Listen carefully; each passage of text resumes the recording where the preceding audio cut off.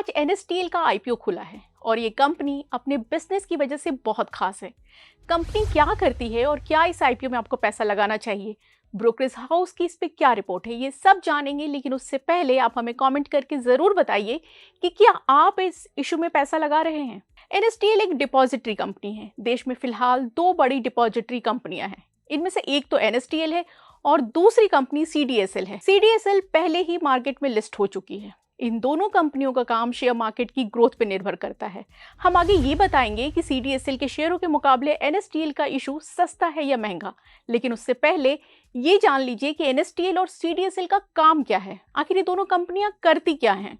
असल में ये दोनों डिपॉजिटरी कंपनियां हैं, यानी कि ये शेयर और बॉन्ड जैसे सिक्योरिटीज को डिजिटली सेफ रखने का काम करती हैं। जब आप किसी कंपनी का शेयर खरीदते हैं तो वो शेयर इन्हीं कंपनियों के पास रहते हैं, यानी ये एक तरह से बैंक के लॉकर की तरह काम करता है।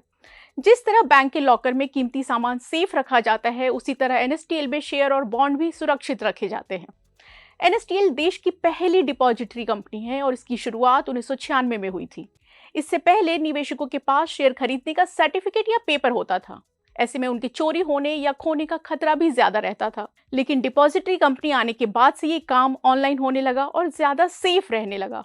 कुल मिलाकर देखें तो एनएसटीएल एक ऐसे बिजनेस में है जहां किसी नई कंपनी का एंट्री करना आसान नहीं है। एनएसटीएल ने अपने आईपीओ का इशू प्राइस 760 से लेकर 800 रुपए के बीच तय किया है। हायर प्राइस बैंड के हिसाब से देखें तो कंपनी शेयर मार्केट से 16,000 करोड़ रुपए जुटाना चाहती है। अनलिस्टेड मार्केट में एनएसटीएल के शेयर 20% प्रीमियम के साथ 1025 रुपए पे कारोबार कर रहे हैं।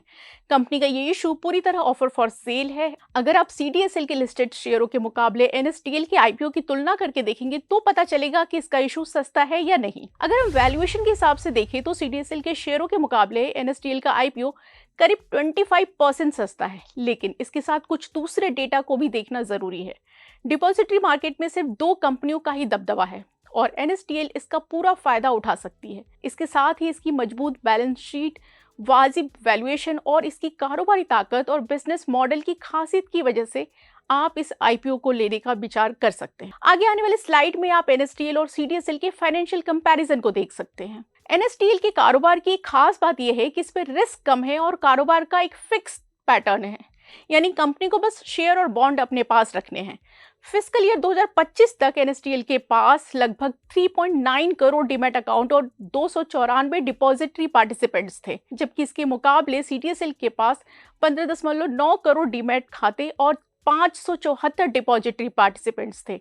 पिछले कुछ साल में एनएसटीएल के डीमैट अकाउंट सीडीएसएल के मुकाबले कम बढ़े हैं। दरअसल company new age fintech brokers को डिपॉजिटरी पार्टिसिपेंट्स के तौर पे ज्यादा नहीं जोड़ पाई है, जबकि नए फिनटेक ब्रोकर्स का दायरा लगातार बढ़ता जा रहा है। फिस्कल ईयर 2016 में जहां ये न्यू एज फिनटेक ब्रोकर्स की हिस्सेदारी से 5% थी, वो फिस्कल ईयर 2025 तक बढ़ के 70% तक पहुंच गई है। लेकिन एनएसटीएल इस स्पीड से उन्हें अपने साथ जोड़ने में नाकाम रही है। अब जान लेते हैं कि क्या एनएसटीएल के आईपीओ में पैसा लगाना चाहिए। एनएसटीएल के आईपीओ की प्राइसिंग फिस्कल ईयर 2027 की अनुमानित अर्निंग्स का 36 गुना है। अगर सीडीएसएल की बात की जाए तो इसके शेयर फिस्कल ईयर 2027 के अनुमानित अर्निंग्स के 48 गुना पे ट्रेड कर रहे हैं।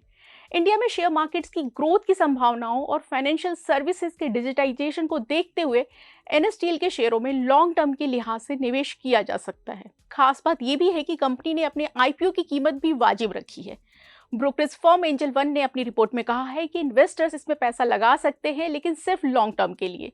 ब्रोकरेज फर्म का कहना है कि इंडिया में सिक्योरिटीज डिपॉजिटरी सेगमेंट की ग्रोथ में काफी संभावनाएं हैं।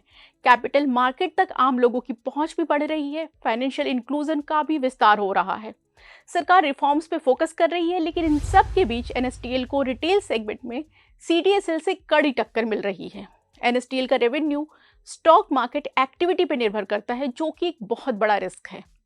आनंद राठी ने एनएसटीएल आईपीओ को सब्सक्राइब रेटिंग तो दी है और ये कहा है कि इशू का प्राइस वाजिब है, लेकिन इसके साथ कुछ रिस्क भी बताए हैं।